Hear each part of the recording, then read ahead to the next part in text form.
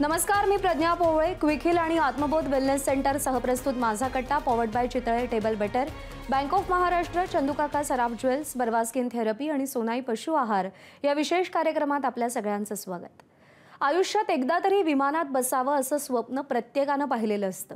अशीच काही स्वप्न उराशी घेऊन 242 जण अहमदाबादहून लंडनच्या दिशेनं निघालेल्या विमानात बसली. पण त्यांचा तो प्रवास शेवटचा ठरला आणि मागे उरल्या त्या मन विषण्ण करणाऱ्या कहाण्या. या घटनेनंतर अनेक प्रश्न निर्माण झाले, तर्कवितर्क झाले आणि याच सगळ्याबाबत आपल्याला मार्गदर्शन करण्यासाठी आपल्यासोबत आहेत Nitin Deshpande sir, chief pilot Sanjay Karve sir आणि captain Amol Yadav sir. Nitin Deshpande sir हे एरोनॉटिकल इंजिनियर असून बोईंगची प्रतिस्पर्धी कंपनी एअरबसमध्ये त्यांनी काही काळ सेवा दिली आहे. हिंदुस्तान एरोनॉटिक्स आणि पवनहंस हेलिकॉप्टरसाठी त्यांनी काम केलंय. बिझसॉफ्टचे व्हाईस प्रेसिडेंट म्हणून खास सेफ्टी मॅनेजमेंटच्या क्षेत्रामध्ये सध्या ते काम करतायत. केवळ पायलट नाही तर विश्वासाचं दुसरं नाव म्हणजे संजय कर्वे सर. नौदल पायलट म्हणून त्यांनी काम केलंय. महाराष्ट्र सरकारमध्ये विमानचालन संचालनालयाचे संचालक म्हणूनही त्यांनी काम केलंय. तर कॅप्टन अमोल यादव यांनी स्पाइस जेटमध्ये पायलट म्हणून काम केलंय. चक्क घराच्या गच्चीत त्यांनी अख्खं एक विमान तयार केलं होतं. थ्रस्ट एअरक्राफ्ट नावाची कंपनी त्यांनी स्थापन केली आहे. हजारो फूट उंचीवर शेकडो प्रवाशांचा विश्वास फक्त एका व्यक्तीवर असतो, तो म्हणजे विमानाचा पायलट. पण जेव्हा कोणताही अपघात होतो तेव्हा सगळ्यात पहिले बोट उचललं जातं ते कॅप्टनवर, पायलटवर. पण अशा परिस्थितीत पायलटला किती समयसूचकता दाखवावी लागते? कॉकपिटमध्ये नेमकं काय घडत असतं? अहमदाबादमधला अपघात का घडला असावा? असे अपघात टाळण्यासाठी काय खबरदारी घ्यायला हवी? यासह आपल्या मनातल्या सगळ्या प्रश्नांची उत्तरं कट्ट्यावर आपण आज या तिघांकडून जाणून घेणार आहोत. नमस्कार, तुमच्या तिघांचंही स्वागत. सर, आता 2 दिवस या घटनेला होऊन गेले, पण अजूनही अहमदाबादहून लंडनला जाणाऱ्या त्या विमानाच्या अपघाताच्या त्या सगळ्या कहाण्यांमधून आपण काही बाहेर येत नाही आहोत. आणि प्रश्न हाच आहे की नेमकं काय घडलं, कशामुळं घडलं, कोणामुळं घडलं. ब्लॅक बॉक्स आता सापडलेला आहे. त्याचं प्रत्यक्षात त्याचं कारण जे काही आहे ते कळायला कदाचित 2 महिने 4 महिने कितीही काळ त्याच्यात जाऊ शकतो. आत्ता वेगवेगळ्या प्रकारची कारणं, तर्क लावले जात आहेत. पाश्चात्य माध्यमांमध्ये या सगळ्या अपघाताच्या बद्दलची जी काही चर्चा होताना मी पाहतोय, तर त्याच्यामध्ये म्हणजे थेट नाही पण ह्युमन एररच्या दिशेनंच त्यांचा अंगुली निर्देश होताना दिसतोय. आपल्याला म्हणजे आता तुम्ही दोघांनीही आणि तिघांनीही खरं तर ह्या क्षेत्रामधला तुमचा जो अनुभव आहे, जेव्हा हे सगळं घडलं याच्या प्रत्यक्ष आपल्याला दृश्यफिती बघायला मिळाल्या. तुम्हाला काय पहिल्यांदा वाटलं, काय होतंय, काय घडलं, काय चुकलं? कॅप्टन कर्वे, आपल्यापासून सुरुवात करतो.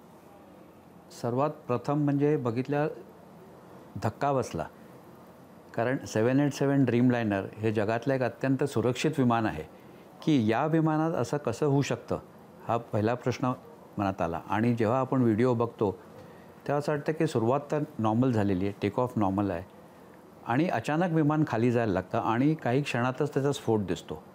हे सगळं अनाकलनीय आहे. आणखीन असं वाटतं की आपण काहीतरी सिनेमा बघतो आहे, काय आर्टिफिशियल इंटेलिजन्सनी जनरेट केलेले कोणीतरी पिक्चर आहे का? वास्तवात असं होणं शक्य आहे का?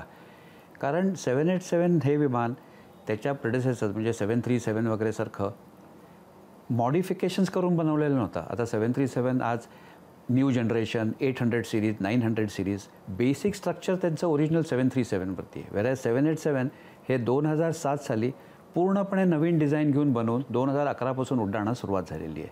आणि कालचा हा 787 सिरीजचा हा पहिला अपघात आहे. आणि आजच्या घटकेला जवळजवळ 1100 विमानं हवेत उडत आहेत, वेगवेगळ्या देशाची, वेगवेगळ्या कंपनींची. त्यामुळे विश्वास बसत नव्हता की या विमानात असं होऊ शकतं. दुसरा विषय असा होता की लोकांना असं वाटतं की वैमानिक, जसं तुम्ही म्हणालात की पाश्चात्य माध्यम, मी पण बघितलं की ते कळत नकळत वैमानिकांकडे बोट दाखवतात. ह्याचं एक कारण हे आहे की जो सहवैमानिक आहे त्याचे 1100 तास आहेत. आणि USA आत्ता नवीन रेग्युलेशनप्रमाणे तुम्हाला जर शेड्यूल्ड एअरलाईनमध्ये नोकरी करायची असली तर तुम्हाला मिनिमम 1500 तास उड्डाणाचा अनुभव असणं भाग आहे. पण हे फक्त USA आहे, जगात दुसरीकडे कुठे नाही आहे. आणि अमेरिकन लोकांची अशी एक समज आहे की आपण जे करतो ते बरोबर आहे आणि बाकी जे जग करतं हे सगळं चुकीचं आहे. मी जे करतो दॅट इज वर्ल्ड स्टँडर्ड. युरोपमध्ये सुद्धा आपण आयकाप्रमाणे जातो. युरोपमध्ये सुद्धा आपल्यासारखेच नियम आहेत. ऑस्ट्रेलिया, न्यूझीलंड सगळीकडे आपल्यासारखेच नियम आहेत. अमेरिकासुद्धा गेले कित्येक वर्ष हाच नियम फॉलो करत होते. गेल्या 4 वर्षापासून त्यांनी ती मिनिमम लिमिट 1500 वाढवलेली आहे. की काहीही प्रूफ नसताना या क्षणाला आपल्याकडे काहीही प्रूफ नाही आहे की वैमानिकांची चूक होती. जोपर्यंत CBR आणि DFDRचे रिझल्ट्स येत नाही तोपर्यंत इव्हन असं विचार करणं पण चुकीचं आहे. दुर्दैवाने काय होतं, जगभर एव्हिएशनमध्ये विमानाचा अपघात झाला की पहिलं बोट हे वैमानिकाकडे दाखवलं जातं आणि खास करून जर त्याचा अपघातात मृत्यू झाला असला तर, कारण he is not there to defend himself.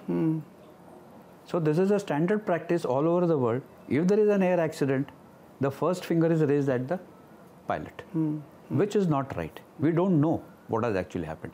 आपण जे सगळे तर्कवितर्क करतोय ती जी 50 सेकंदाची जी क्लिप आहे त्याच्यावर करतोय. आपल्याकडे ठोस कुणाकडेही या घटकेला काहीही नाही.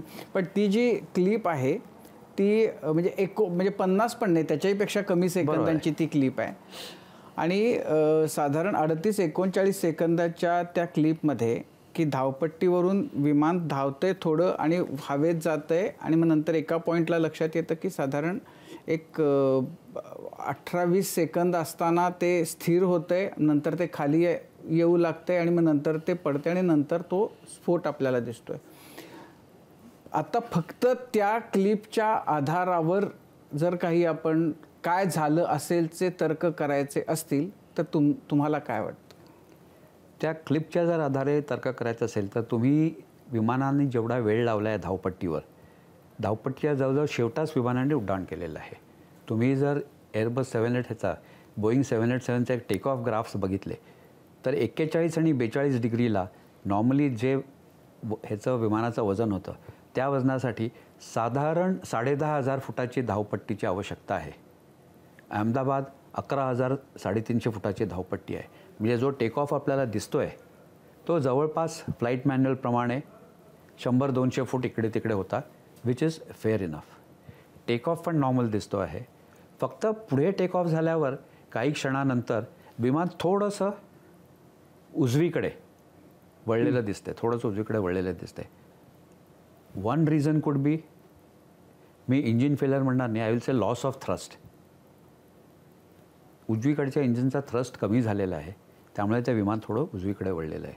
पण विंग्स लेवल आहेत विमानाचे, कुठल्याही ते विमान कलंडलेलं नाही आहे. याचा अर्थ पायलटने विमानावर कंट्रोल होता त्याचा, असं नव्हतं की कंट्रोल पायलटचा गेलेला होता. दुसरा विचार करण्याचा विषय हा आहे की V2 आणि VR झाल्यानंतर जेव्हा विमान हवेत उडालं आहे ATC प्रमाणे लगेच त्यांनी मेडेचा कॉल दिलेला आहे. हे जे काही झालेलं आहे ते त्या 2-3 क्षणात झालेलं आहे आणि 20 सेकंद आणि 400-450 फूट संपूर्णपणे भरलेलं विमान, 1000 किलो फ्युअल, खूप वेळ कमी आहे कुणालाही काही कंट्रोल करण्यामध्ये. आपण सगळेजण म्हणतोय ADS-Bचं जे रीडिंग आहे ते 625 फुटाचं आहे. ते रीडिंग समुद्रसपाटीपासून आहे. अहमदाबाद ऑलरेडी 200 फुटावर आहे. म्हणजे ॲक्च्युली त्या विमानाकडे 400 फुटाचीच उंची होती. त्या 400 फुटामध्ये हिज लॉस्ट पॉवर का आपल्याला माहीत नाही, ते CBR ह्याच्यामुळे कळेल.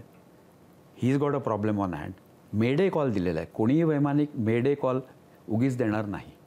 मेडे कॉल दिला आहे म्हणजे he is convinced in his mind that things have gone out of his hands. So this is what we can see from the clip. Captain Yadav, तुम्ही काय पहिलं तुम्हाला व्हिडिओ बघून काय तुम्ही काय कारण मीमांसा त्याची कराल? पहिल्यांदा जेव्हा व्हिडिओ बघितला, पहिल्यांदा जेव्हा मला बातमी कळली की एअर इंडियाचं विमान कोसळलेलं आहे, मला फक्त बातमी कळली होती, व्हिडिओ बघितला नव्हता. मला त्या बातमीवरती पहिल्यांदा विश्वास बसला नाही. मग मी शोधायला सुरुवात केली आणि मग नंतर लगेच अगदी 2-3 मिनटातच बातम्या यायला लागल्या की एअर इंडियाचं विमान ते पण 787 आणि 242 लोकांना घेऊन कलंडलेलं, ॲक्सिडेंट झालेलं आहे. मोठा डिझास्टर. पहिल्यांदा बराच वेळ विश्वास बसत नव्हता, परंतु जेव्हा व्हिडिओ बघितला त्यावेळेस मला खात्री झाली की तो व्हिडिओ फेक नव्हता आणि सगळ्यांच्याच बातम्या यायला लागलेल्या. बराच वेळ विश्वास बसत नव्हता. धक्कादायक होतं. तो व्हिडिओ बघून कळत होता की बरेच प्राणहानी बरीचशी झाली असेल. आणि परंतु पुढे बाकी सगळ्या गोष्टी ॲनालाइज करायला जेव्हा सुरुवात केली आणि व्हिडिओ जेव्हा बघायला मिळाला, पहिल्यांदा व्हिडिओ बघायला मिळाला, तेव्हा त्याच्यात मला असं दिसलं की जसं कॅप्टन कर्वेंनी सांगितलं की विमान थोडंसं राईटला यॉ झालेलं आहे. तीच बातमी इंडिगोचं एक विमान एअर इंडियाच्या मागेच होतं, टेक ऑफसाठी लाईनअप करत होतं. त्या इंडिगोच्या पायलटनी सुद्धा सांगितलं की त्यांनी लाऊड बँग ऐकला आणि विमान राईटला यॉ झालं आणि त्याच्यानंतर ते त्यांच्या दृष्टिक्षेपातून निघून गेलं. जो अहमदाबादचा रनवे आहे त्या रनवेवरती रनवेच्या सुरुवातीपर्यंत जाण्यासाठी रनवेला बॅकट्रॅक करावं लागतं आणि तो इंडिगोचं विमान असं तिरकं उभं होतं, त्याच्यामुळे त्याला जास्त वेळ दिसू शकलं नाही ते विमान. पण राईटला टर्न झाल्याचं त्यांनी कन्फर्म केलं आणि आवाज आलेला ते पण कन्फर्म केलं. तेच त्या एक जी पॅसेंजर वाचलं आहे त्यांनीसुद्धा ती गोष्ट कन्फर्म केलेली. विमान असं यॉ होत नाही. It must be, as sir sed, it must be loss of thrust. म्हणजे इंजिननी जेवढी पॉवर जनरेट करायला पाहिजे होती तेवढी ते करत नव्हतं. आणि एक ॲक्शन इनिशिएशन स्पीड असतो, त्या एका ठराविक स्पीडला गेल्याच्या नंतर अगदी विमानात कितीही मोठी म्हणजे खराबी आली तरी वैमानिकांना ते विमान वर घेऊन जावं लागतं, कारण तो खूप हाय स्पीड असतो. रेग्युलेशन्स पण आहेत की V1च्या नंतर आपल्याला V1 म्हणजे V1 हा एक ॲक्शन इनिशिएशन स्पीड असतो. वैमानिक जेव्हा फ्लाईट एक्सेप्ट करतात तर तो विमानतळ कुठे आहे, त्याचं एलिव्हेशन किती आहे, तिथे त्या ठिकाणी त्या दिवशी प्रेशर किती आहे, टेम्परेचर किती आहे, त्याच्याने इंजिन्स किती थ्रस्ट प्रोड्यूस करणार आहेत, विमानाची पेलोड कॅपॅसिटी किती आहे आणि त्या दिवशी लोड किती आहे, ह्या सर्व गोष्टींचा. पेलोड आणि लोडमध्ये काय फरक आहे?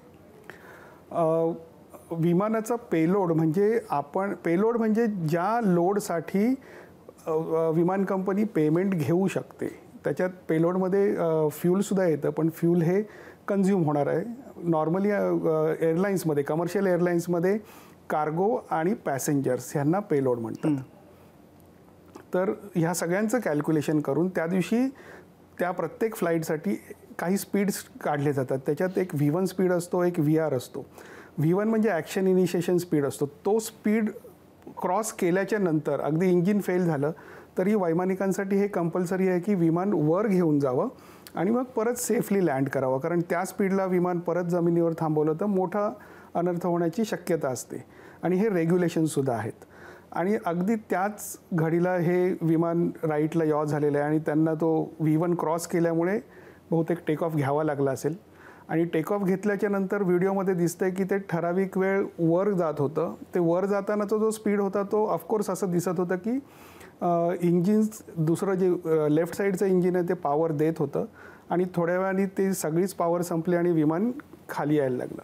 मला वाटतं अमेरिकेचे अध्यक्ष डोनाल्ड ट्रम्प यांनीसुद्धा तेच सांगितलेलं आहे की दोन्ही इंजिन्स फेल झालेली होती. सो मला पण ही खात्री आहे की ती इंजिन्स फेल झाली आणि त्याच्यामुळे वैमानिकांना म्हणजे त्यांनी शेवटपर्यंत विमान उडवण्याचा प्रयत्न केला. खाली जातानासुद्धा त्यांनी 2 वेळा पिचअप केलं. पिचअप केल्यामुळे त्याचं फॉरवर्ड स्पीड आणि व्हर्टिकल स्पीड दोन्ही कमी झाले असतील, त्याच्यामुळे इम्पॅक्ट थोडा कमी करण्याचा प्रयत्न त्यांनी केला असेल. शेवटपर्यंत त्यांनी फ्लाय करत होते असं दिसत होतं, परंतु दोन्ही इंजिन्स नसल्याच्या नंतर जास्त करण्यासारखं नव्हतं आणि वेळसुद्धा खूपच कमी होता त्यांच्याकडे. देशपांडे सर, मुळामध्ये माझा एक प्रतिक्रिया अशी होती की सर्वप्रथम जे याच्यात मृत पावले त्यांच्या प्रति संवेदना आणि कॅप्टन कर्वेंनी आणि कॅप्टन यादवनी बऱ्यापैकी इनिशियल त्यांच्या ज्या रिएक्शन्स होत्या त्या सगळ्यांच्याच तशाच आहेत. अकल्पित आणि अतार्किक असं आपल्या सगळ्यांना वाटतं यावेळेला. आणि एक गोष्ट लक्षात येते की हा लॉस ऑफ लिफ्ट आहे. विमान वरती गेलं आणि इट लॉस्ट इट्स लिफ्ट. याच्यात लॉस ऑफ लिफ्ट का झालं तर कदाचित एक कारण असू शकतं की त्याला इंजिनचा थ्रस्ट नव्हता मिळत, म्हणजे लॉस ऑफ पॉवर हे सुद्धा येतं. पण हे अगदी विमान इंजिनिअरिंगच्या दृष्टीतून पाहिलं तर विमान दिल्लीहून अहमदाबादपर्यंत आलेलं होतं. त्याच्यानंतर त्याचे सगळे चेक्स झाले असतील, पायलटनी पुन्हा कॉकपिट चेक सगळे केले असतील आणि सगळे झाल्यावर रनवेवरून ते निघालेत. म्हणजे आधीच्या कुठल्याही तशा घटना समोर नाही आल्यात की ज्याच्यामध्ये त्या फ्लाईटमध्ये इंजिन संबंधात काही कोणी स्नॅक किंवा डिस्क्रिपन्सी लिहिली असेल असं काही दिसत नाही आहे. आणि सगळे चेक्स झाल्यावर जेव्हा तो विमान टेक ऑफ झालेला आहे त्यानंतर आता यात 20 ते 30 सेकंदात काय झालं हे खरं FDR आणि CVR मधले जे कॉन्व्हर्सेशन होईल आपल्याला कळेल, त्याच्यानंतर आपल्याला कळेल की एक्झॅक्ट काय झालं असेल त्यावेळेला. मला वाटतं आत्ता यावेळेला आपण कुठलाही निष्कर्षाप्रत कोणी येऊ शकणार नाही. एक काही दिवस नक्की वाट पाहावं लागेल याच्यासाठी. नाही, याच्यामध्ये सर्वच अकल्पित होतं एवढं निश्चित. एक गोष्ट जी ज्याच्याबद्दल फार अचंबा केला जातोय तो हा की एकाच वेळेला दोन्ही इंजिन्स फेल होणं. तर अशा कधी घटना घडलेल्या आहेत का की एकाच वेळेला दोन्ही इंजिन्स अशा पद्धतीनं फेल होणं? एकाच वेळेला दोन्ही इंजिन फेल होणे रेअरेस्ट ऑफ रेअर आहे. काही घटना अशा आहेत की फॉर एक्झाम्पल काही वर्षांपूर्वी एक कमर्शियल एअरलाईन विमान जेव्हा एका ज्वालामुखीहून जात होतं तेव्हा सगळ्या इंजिनमध्ये त्याची ॲश गेली आणि सगळे इंजिन सीज झाले होते काही वेळासाठी. पण ते हाईटवर असल्यामुळे त्यांना रिलाईट करायचा वेळ होता आणि ते पुन्हा विमान सुखरूप येऊ शकलं. तसं काही वर्षांपूर्वी एक घटना अशी झाली की लँडिंगच्या दरम्यान एखाद्या वेळेला असारखा फ्लॉक ऑफ बर्ड्स वगैरे दोन्ही इंजिनमध्ये गेले तरीसुद्धा सीज होऊ शकतं विमान. पण टेकऑफच्या वेळेला दोन्ही engine at a time cease होणं ही फार रेअरेस्ट ऑफ रेअर असं मी म्हणेन. आणि कदाचित माझ्या ऐकण्यात असं वाटतं की कमर्शियल एअरलाईनमधली ही घटना फारच दुर्मिळ आहे. म्हणजे याच्यामध्ये ज्या 2-3 आता असं आहे की आत्ता काहीच नेमकं काय घडलं हे माहिती नसल्यामुळं खूप प्रकारच्या चर्चा सुरू आहेत. त्यात एक की जे इंधन होतं तर त्याच्या कंटॅमिनेशनच्या बद्दल बोललं जाते की ज्याच्यामुळं दोन्ही इंजिन्स फेल झाली असतील. बर्ड हीटची एक शक्यता. तर अहमदाबाद आणि त्याच्याबद्दल म्हणजे मी असं वाचलं की या बाबतीत खूप नोटोरियस आहे. म्हणजे गेल्या 5 वर्षांमध्ये जर अहमदाबादमधल्या घटना काढल्या तर बर्ड हीटच्या खूप घटना तिथं नियमितपणानं घडत असतात. तर ह्या 2 शक्यतांच्याकडे तुम्ही म्हणजे काय कसं बघाल? फ्युअल कंटॅमिनेशन किंवा फ्युअलमध्ये भेसळ हे जर तुम्ही म्हणाल तर थोडं अशक्य मला एवढ्यासाठी वाटतं की अहमदाबाद विमानतळावर काल जवळजवळ 40 विमानांमध्ये त्याच फ्युअल टँकमधून फ्युअल भरलं गेलेलं आहे. मग फक्त याच एका विमानाला हा प्रॉब्लेम का झाला? उरलेल्या विमानापैकी कोणीही रिपोर्ट केलेलं नाही आहे की फ्युअल कंटॅमिनेशन होतं आणि ती विमानं नंतरसुद्धा दिवसभर उडत होती. असं नाही आहे की अहमदाबाद मुंबई, अहमदाबाद दिल्ली आणि पुढे थांबलेत, असं नाही आहे. दुसरं म्हणजे आपण मानून घेऊया सध्या चर्चेसाठी की फ्युअल कंटॅमिनेशन होतं. सध्याच्या सगळ्या मॉडर्न विमानामध्ये विमानाची आतली जी यंत्रणा असते ती पण पायलटच्या निदर्शनास आणून देते की जे फ्युअल तुम्ही घेतलेलं आहे ते बरोबर नाही आहे. फ्युअलच्या पूर्ण पाईपलाईनमध्ये संपूर्ण विमानात भरपूर फिल्टर्स असतात. त्या फिल्टर्सचं काम हेच आहे, मॉइश्चर काढून घेणं, घाण काढून घेणं आणि त्या मायक्रॉन्समध्ये असतात फिल्टर. त्यामुळे फ्युअल कंटॅमिनेशन ही शक्यता खूपच कमी आहे. थेरॉटिकली येस, कोणी तुम्ही जर ॲक्च्युअलीला आणून बसवलं तर तो सांगेल 1 in trillion possibility is there. But in practice it is really not considerable, कारण देर वर सो मेनी एअरक्राफ्ट. असं नाही की फक्त एकाच विमानात फ्युअल भरलं तर की तो फ्युअल बाउजर गेले 6 महिने वापरला नव्हता आणि पहिल्यांदाच वापरला, असं पण नाही आहे. Regularly Ahmedabad is a international airport, domestic भरपूर फ्लाईट्स आहेत. म्हणजे रेग्युलरली त्यातलं फ्युअलचं अपटेक आहे, टर्नराऊंड होत आहे आणि फ्युअल सगळेजणं वापरत आहेत. त्यामुळे माझ्या दृष्टीने तरी fuel contamination should be the last. Especially विमानामध्ये सुद्धा त्यांची आतली यंत्रणा आहे. बर्ड स्ट्राईक म्हणाल, शक्यता आहे. आता ज्याप्रमाणे त्या स्पाईस ह्यांनी सांगितलं इंडिगोवाल्यांनी की आवाज ऐकू आला, it could be a bird strike or a bird going in to the engine. पण इंजिन जर ऑफ व्हायला असेल तर त्याला क्वाईट मोठा बर्ड लागेल, कारण 787चं जर तुम्ही इंजिन बघितलं त्याचा व्यास साधारण 9 ते 10 फुटाचा व्यास आहे त्याचा. म्हणजे असं छोटं इंजिन नाही आहे, मॅसिव्ह इंजिन आहे ते. आणि दुसरी गोष्ट, दुपारी 41-42 डिग्री टेम्परेचरला नॉर्मली बर्ड्स नसतात. बर्ड्स हे केव्हा सूर्योदयाच्या पूर्वी अर्धा तास, सूर्योदयानंतर तासभर, सिमिलरली सूर्यास्ताच्या पूर्वी आणि नंतर, म्हणजे टळटळत्या उन्हात दुपारी नसतात. घारी असतात पण घारी अशा 400 फुटावर नसतात, त्या उंचीवर असतात. नाही, हेच जर तुम्ही 8000 फुटावर म्हणालात तर शक्यता आहे, कारण घारी असतात त्याला. पण शक्यता नाकारता येत नाही. पण इथं जे झालं ते टेक ऑफच्या वेळेलाच जर झालं असेल तर ते टेक ऑफच्याच वेळेला व्हायला हवं. बरोबर आहे. आता असं आहे की त्या व्हिडिओमध्ये तर असं काही दिसत नाहीये की एक पक्षी काय किंवा पक्ष्यांचा थवा वगैरे नाही, काहीच एखादाही नाहीये, काहीच नाहीये. तर त्यामुळं कॅप्टन ती काय तुम्ही कसं बघता याच्याकडे? मगाशी आपण म्हणालात फ्यूल कंटॅमिनेशन, तर 2017मध्येच बोईंगच्याच विमानाबरोबर 777 विमान जे बेजिंगवरून लंडनला जात होतं, तर ते लंडनवरला उतरत असताना, हिथ्रो विमानतळावर उतरत असताना त्या विमानाची दोन्ही इंजिन्स फेल झाली आणि ते शॉर्ट ऑफ रनवे ते लँड झालं. विमानचा हल लॉस झाला, म्हणजे विमान पूर्णपणे जीवितहानी कमी झाली. वैमानिकांनी ते फ्लॅप अचानक त्यांनी 30वरून 15वर केले. त्याच्यामुळे विमान थोडंसं जास्त म्हणजे त्या बिल्डिंग्स क्रॉस करून एअरपोर्टपर्यंत गेलं, परंतु रनवेवर न जाता ते क्रॅश झालं आणि दोन्ही इंजिन्स बंद झाली. तेव्हा इन्व्हेस्टिगेशन सुरू झालं. दोन्ही इंजिन्स बंद होण्यासाठी नॉर्मली फ्युअलकडे लक्ष दिलं जातं. त्याचं इन्व्हेस्टिगेशन रिपोर्ट यायला 2-3 वर्ष लागली, पण त्यांना फ्यूलवरतीच त्यांचा डाऊट होता. त्यांनी सगळी फ्यूल सिस्टीम एका बंद कंपार्टमेंटमध्ये सगळी तयार केली, मोठ्या रूममध्ये, आणि ती जी 7-8 तासाची फ्लाईट होती ती पूर्णपणे त्यांनी रिक्रिएट केली. म्हणजे जे -डिग्रीजमध्ये टेम्परेचर होतं ते तेवढ्या काळासाठी, आणि जेव्हा विमान खाली उतरलं आणि अचानक त्यांनी लेवल ऑफ करण्यासाठी पॉवर दिली, तो क्षण जेव्हा त्यावेळेस आला, ह्या गोष्टी करण्यासाठी त्यांना 2 वर्षापेक्षा जास्त काळ गेला. त्यावेळेस अचानक फ्यूल फ्लो बंद झाला आणि इंजिन्स बंद पडली. आणि तेव्हा त्यांना कळलं की जेव्हा पॉवर दिली एवढ्या थंड टेम्परेचरमधून येऊन, तेव्हा जो फ्यूल पाईप होता त्याच्यामध्ये त्यांनी एक हनीकॉम स्ट्रक्चर तयार केलेलं फ्यूल फ्रीज होऊ नये म्हणून, पण तिथे अचानक फ्यूल फ्रीज झालं आणि दोन्ही इंजिन्स बंद पडली. तर ह्या घटना पूर्वी घडलेल्या आहेत आणि जेव्हा दोन्ही इंजिन्स बंद होतात म्हणून त्याच्यासाठी फ्यूलवरती पहिला डाऊट घेतला जातो. बर्ड्सच्या संबंधित म्हणाला तर आम्ही रेग्युलर फ्लाईट्समध्ये आम्हाला 3000 फुटाच्या खालीच आपल्याला बर्ड स्ट्राईक होतात. प्रत्येक फ्लाईटला म्हणजे बर्ड नसले तरी छोटे छोटे पक्षी, छोटे ह्या अशा बऱ्याचशा गोष्टी प्रत्येक वेळेस प्रत्येक टेकऑफला ह्या बऱ्याचशा गोष्टी होत असतात. आणि अहमदाबादच नाही तर प्रत्येक विमानतळावरती ह्या गोष्टी होत असतात. त्याच्यामुळे अहमदाबादला आपण दोष असा देऊ शकणार नाही. आणि जर बर्ड स्ट्राईक झाल्या असत्या तर कदाचित मला त्या इंजिनमधून धूर वगैरे येणं अपेक्षित होतं. त्या व्हिडिओमध्ये काही दिसत नाही आहे, त्याच्यामुळे मला बर्ड स्ट्राईकवरती जास्त संशय येत नाही आहे. पण म्हणजे याच्या विमान म्हणजे तापमान हा एक फार महत्त्वाचा घटक मानला जातो. अहमदाबादचं आत्ता एकूणही तापमान खूप जास्त आहे. अहमदाबादचं तापमान त्यावेळचं आणि विमानतळावर तर नॉर्मल तापमानापेक्षा थोडं तापमान जास्तच असतं. तापमानाचा उड्डाणाशी काय संबंध आहे?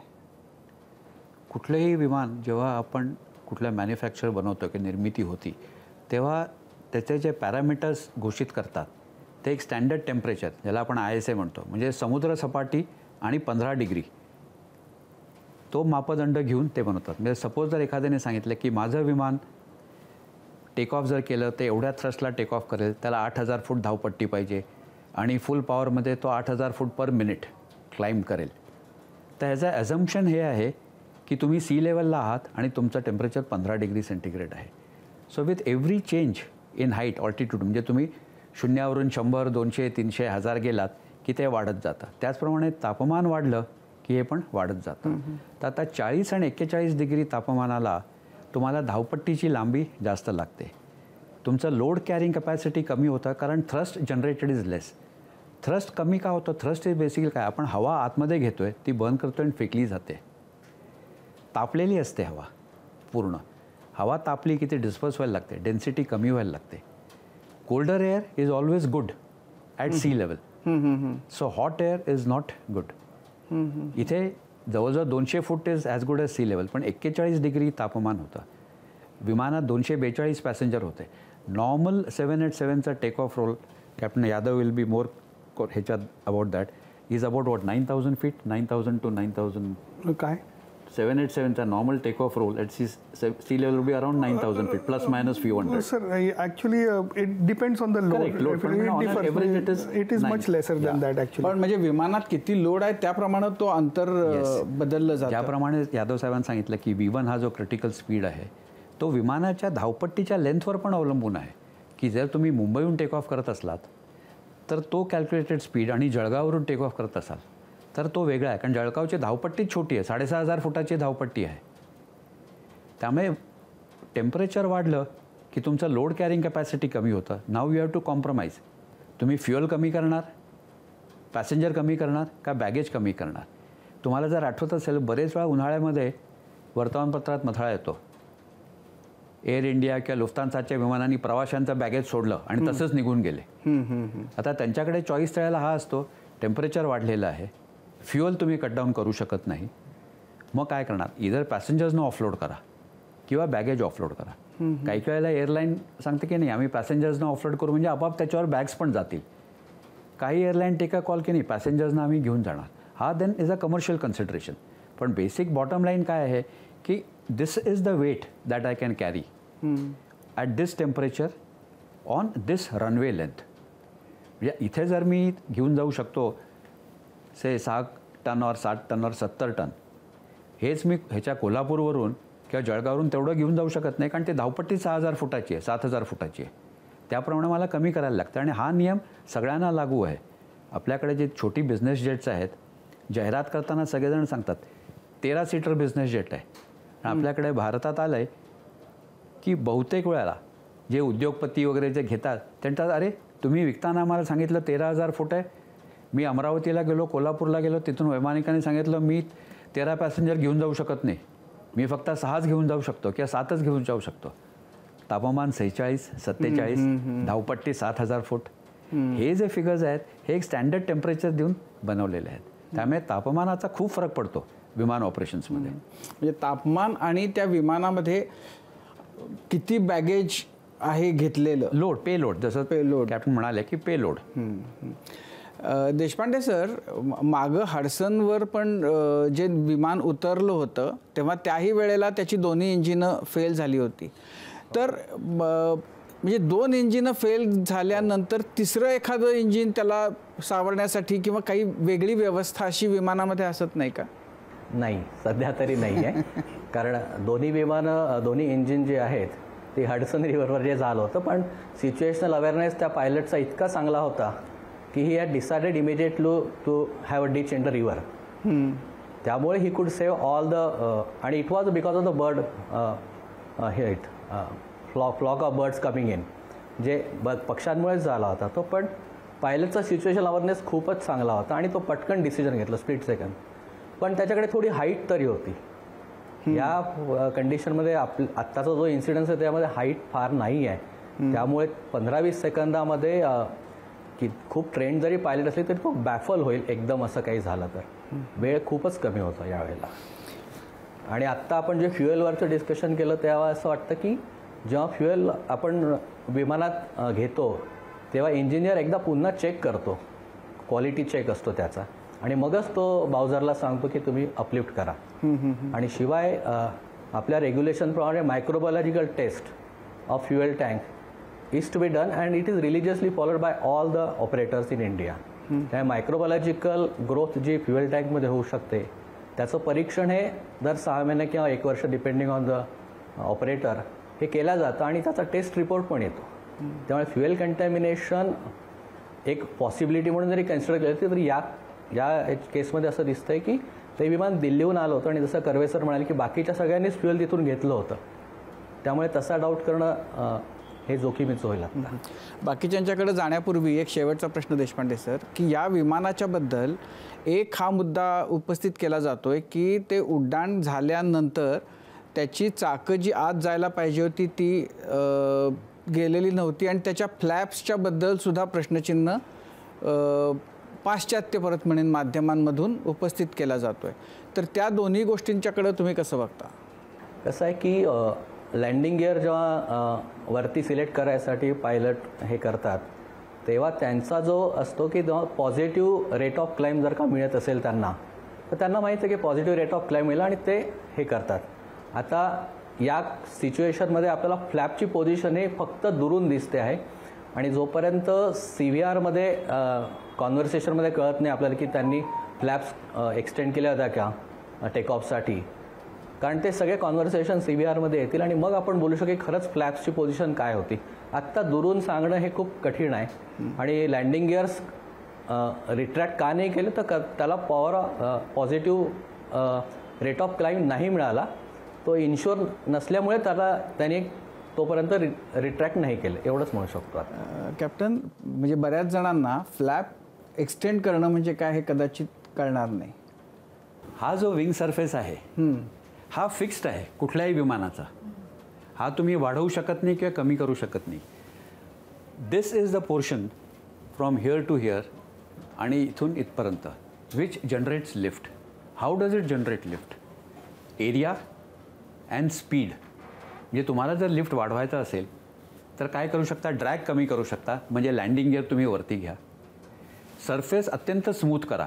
बहुतेक विमानांचे तुम्ही सरफेस बघा अत्यंत स्मूथ असतात, रफ एजेस फार कमी असतात. थ्रस्ट वाढवा, स्पीड वाढवा. स्पीड वाढवू शकता. तोटा काय होईल? लांब धावपट्टी पाहिजे टेक ऑफ करण्यासाठी, लांब धावपट्टी उतरण्यासाठी पाहिजे. आपल्या देशामध्ये कशाला? सगळ्याच जगभर स्पेस इज अ कन्स्ट्रेंट. कुठेही तुम्ही 12,000 फूट आणि 15,000 फुटाची धावपट्टी बनवू शकत नाही. नेक्स्ट बेस्ट ऑप्शन इज हे वाढवा. हे कसं वाढवाल? So flaps it is a temporary. म्हणजे ही जर विंग सरफेस आहे तर त्याच्या आतमध्ये फ्लॅप्स असतात की जेव्हा तुम्ही टेक ऑफ किंवा लँडिंग करता तेव्हा हे असं बाहेर येतं.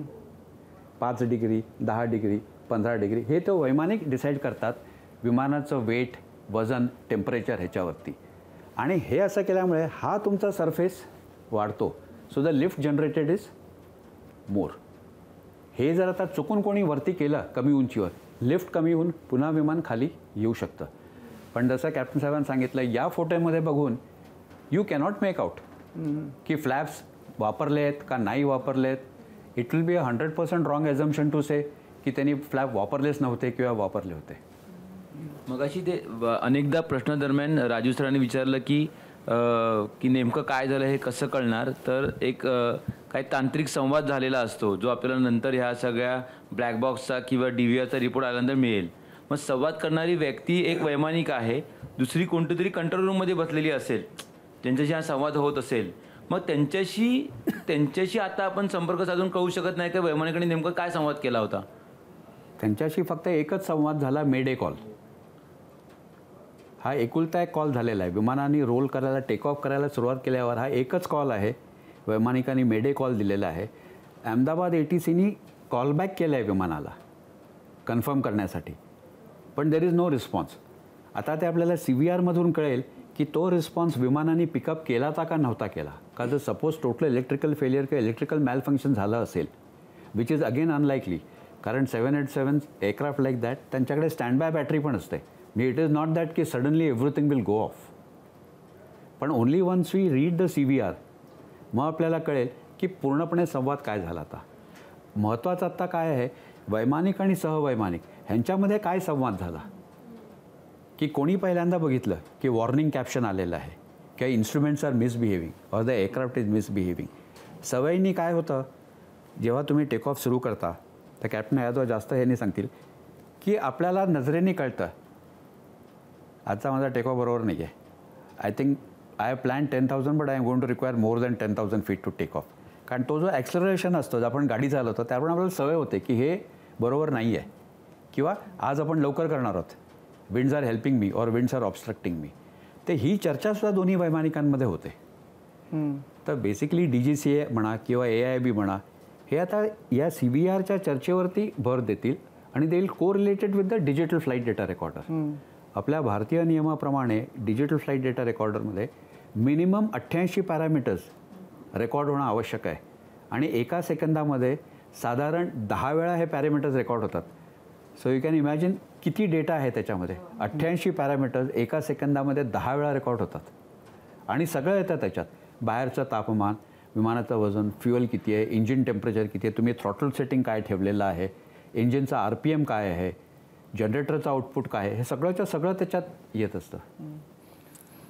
खरं तर मला कर्वे सर आणि देशपांडे सर दोघांनाही प्रश्न विचारायचा आहे की काल परवा जेव्हा अपघात झाला, अपघातानंतर लगेच बोईंग कंपनीचं स्टेटमेंट आलं की म्हणजे हा जो काही अपघात घडलेला आहे त्याच्यावर आम्ही चौकशीसुद्धा करू. आणि काल एव्हिएशन मिनिस्ट्रीचे संयुक्त सचिव होते. त्यांनी म्हटलं की DGCAकडनं वारंवार एअर इंडियाला बोईंग 787 बद्दल काही डाऊट्स उत्पन्न करणारे पत्रसुद्धा पाठवले गेले होते.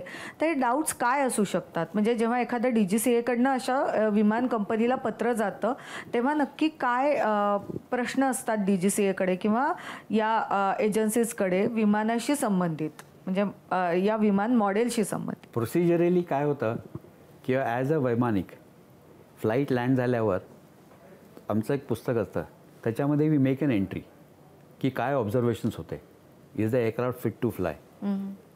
जर एकाच विमानावर ठराविक प्रकारची जर एंट्री आली आणि it is being rectify, the operator writes to DGCA की माझ्याकडे या टाईपचं विमान आहे, से 737-800 और 787 और 777, आणि हे डिफेक्ट्स वारंवार येत आहेत. So you may like to ask the OEM which is the manufacturer, कि what is your opinion? If it is a serious thing, DGCA will normally come out with an immediate alert bulletin saying की असं निदर्शनास आलेलं आहे, पुढच्या उड्डाणापूर्वी ही काळजी घेणं भाग आहे. पण normally they will write to the OEM, in this case which is Boeing. आता जर DGCAने बोईंगला जर लिहिलं असेल, आपल्याला माहीत नाही आहे, डॉक्युमेंटरी एव्हिडन्स या घटकेला काही नाही, हे प्रेस रिलीज आहे. कारण Boeing will now come out on that की त्यांनी गव्हर्नमेंट ऑफ इंडियाने लिहिलं होतं का नाही लिहिलं होतं. Normally airline manufacturers company will respond की हे तुमचे प्रॉब्लेम्स आहेत, हे त्याचे सोल्युशन्स आहेत. इनफॅक्ट जेव्हा ॲक्सिडेंट्स होतात, इतर देशांचे रेग्युलेटर, आता बोईंगचा representative FAA, that is American equivalent of DGCA, त्यांचं NTSB ह्यांना का बोलवलं आहे? कारण ही विमानं जगभर सगळीकडे उडत आहेत. They are the authority which have certified this aircraft for the first time. So they would also like to know की काही मेजर मॅन्युफॅक्चरिंग डिफेक्ट आहे का. तसं जर असेल तर do we require to take an immediate action और do we require to take an action which can be spread over a period of times. आता जे अलर्ट बुलेटिन्स येतात काही वेळेला असं असतात बिफोर नेक्स्ट फ्लाईट, काही वेळेला असतात in next 15 days, next 1 month. आत्ता काल जे DGCAने सर्क्युलर काढलेलं आहे, एअर इंडियाची जी 34 787 आहेत, त्याच्यात त्यांनी 8 अजून इन्स्पेक्शन्स सांगितले आहेत आणि त्यांनी सांगितलं पुढचं उड्डाण होण्याच्या आधी हे इन्स्पेक्शन करणं गरजेचं आहे. Just to add to Karve सरांनी काय सांगितलं, तर रिलायबिलिटी ॲनालिसिस म्हणून एक प्रोग्राम असतो आणि जो प्रत्येक ऑपरेटर फॉलो करतो. या रिलायबिलिटी ॲनालिसिसमध्ये प्रत्येक एअरलाईनला दर महिन्याला त्यांचा एक ऑपरेटिंग डाटा, हा इंजिनिअरिंग स्टॅटिस्टिकल डाटा हा DGCAला पाठवावा लागतो. आणि त्याच्यात जर का एखाद्याला रिपिटेटिव्ह डिफेक्ट्स, जसं कर्वे सर म्हणाले, तसं काही असेल आणि त्या संदर्भातले काही कंपोनंट्सची जर का रिप्लेसमेंट होत असेल तर त्याचाही इन्फॉर्मेशन ही OEM मागतं आणि OEMला सुद्धा सगळे फीड करत असतात. त्यामुळे रिलायबिलिटी ॲनालिसिस हा एक रेग्युलर फिनॉमिना आहे. रेग्युलेटरी अथॉरिटी पण ते डिमांड करतं आणि OEMसुद्धा त्याच्याकडे खूप लक्ष देऊन असतं. त्यामुळे DGCAने लिहिलं की नाही हे आता आपल्याला माहीत नाही, पण रिलायबिलिटी ॲनालिसिस हा केला जातो आणि ऑपरेटरकडे त्याचा पूर्ण डाटा असतो सिस्टम वाईज. म्हणजे प्रत्येक सिस्टम, एअर कंडिशनिंग असो, लँडिंग गिअर असो, प्रेशरायझेशन असो किंवा एव्हिओनिक्स असो, कुठल्याही प्रकारची सिस्टम असेल, त्यातले डिफेक्ट्स हे ॲनालाइज होतात. पर 1000 टवर्स किती आले, पर 1000 लँडिंग्स किती आले, त्याचा रेट काय आहे, आणि त्याचं एक स्टॅटिस्टिकल ॲनालिसिस होतं. आणि मग आपण त्याची प्रत्येकाची अलर्ट लेवल पण ठरवतो की आपला अलर्ट लेवल काय, इतके डिफेक्ट्स आले तो अलर्टमध्ये येईल. तर रिलायबिलिटी ॲनालिसिस हा रेग्युलरली केला जातो. FAA और DGCA और यासा, they insist on this on all the operators, and OEM strictly follows it because he has a report from all the 1100 787 which are flying in the world. तर मला असं वाटतं हा नॉर्मल आहे. आणि जर का एखाद्या एअरलाईनला वाटलं की त्यांना येतो आहे, तो airline itself will write to the OEM that I want a solution for this, I am facing a repetitive defect on the system. आणि प्रत्येक वेळा डिफेक्ट लिहिला जातो आणि तो डिफेक्ट प्रकार त्याचं ॲनालिसिस होतं.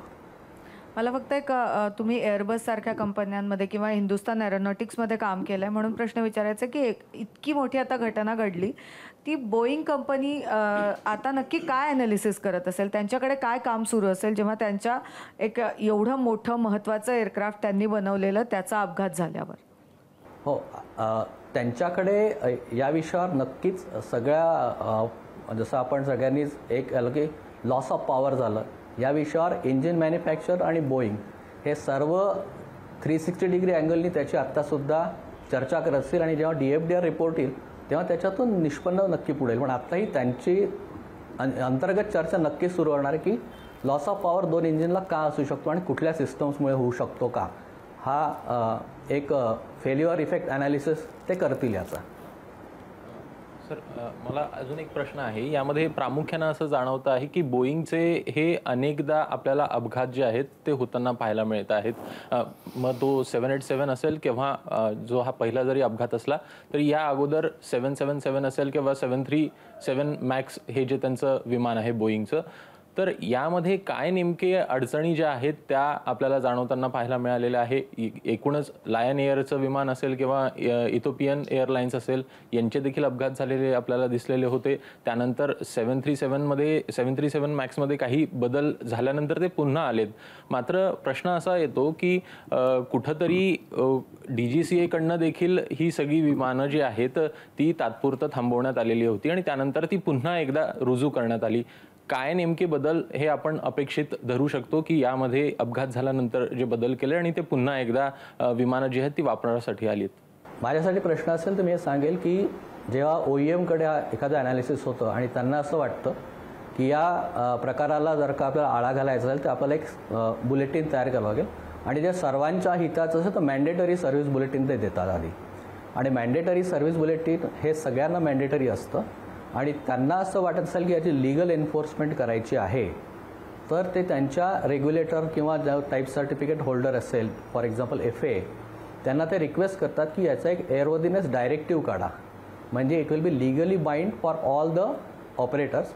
आणि असा एअरवर्दीनेस डायरेक्टिव्ह जेव्हा FAA किंवा यासा देतं त्याच भरोशावर आपलं DGCA सुद्धा त्यांचं एअरवर्दीनेस डायरेक्टिव्ह सगळ्या विमानांना किंवा त्या कंपन्यांना सांगतं की हे मॅन्डेटरी करायचं आहे आणि त्याच्यामध्ये जी काही वन टाईम चेक असेल किंवा रिपिटेटिव्ह चेक्स असतील हे करावं लागतात.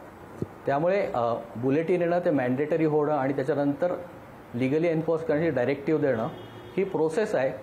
त्याच्यामध्ये कुठल्या एव्हिडन्स डायरेक्टिव्ह देण्याआधी एक रूल फॉर NPRM ज्याला म्हणतो तो आपण एक रूल फॉलो करायचा असतो. ते सगळ्या प्रकारे ॲनालिसिस करतात. नुसतं याच्यामध्ये टेक्निकल नाही तर फायनान्शियल इफेक्ट काय असू शकतो त्या बुलेटिनचा, किती मॅनवर्स, किती त्याची कॉस्ट पडू शकते याचं ॲनालिसिस होतं आणि मग FAA त्याचा AD किंवा एव्हिडन्स डायरेक्टिव्हमध्ये त्याचं रूपांतर करतं. कर्वे सर, मला एक प्रश्न असून असा घ्यायचा होता की जे ड्रीमलायनर 777 आहे त्या विमानाचा अपघात देखील आपण पाहिला आहे. त्याचा कुठपर्यंत निष्कर्ष आहे तो अजून आलेला नाही. त्याचा अपघात नेमका कसा झाला MH370चा, नेमका हा जो अपघात आहे तो आणि त्या अपघातामध्ये काय तुम्हाला फरक जाणवतो आहे किंवा काय तुम्हाला डिफरन्स जाणवतो आहे या दोन्ही एअरलाइन्स किंवा या दोन्ही जी 787 आहे आणि 777? MH370 हे 777 जातीचं विमान होतं. त्याचं नाहीसं होणं आणि हा 787चा अपघात ह्याचा एकामेकाशी काहीही संबंध नाही आहे. सुरुवातीला लोकांना वाटत होतं की ते आधीच कोसळलं, अमकं झालं. इव्हेंच्युअली सॅटेलाईट GPS पिंगिंगमुळे एवढं आपल्याला प्रत्येकाला नक्की माहिती आहे की ऑस्ट्रेलियाच्या पश्चिमेस ते विमान कोसळलेलं आहे आणि it has been 100% confirmed. There is a huge area पण it is confirmed that it has crash there. लोकांनी जेव्हा प्लॉट केलं तर दे हॅव फाउंड आउट की it is at the extreme range of the 777 for that particular day.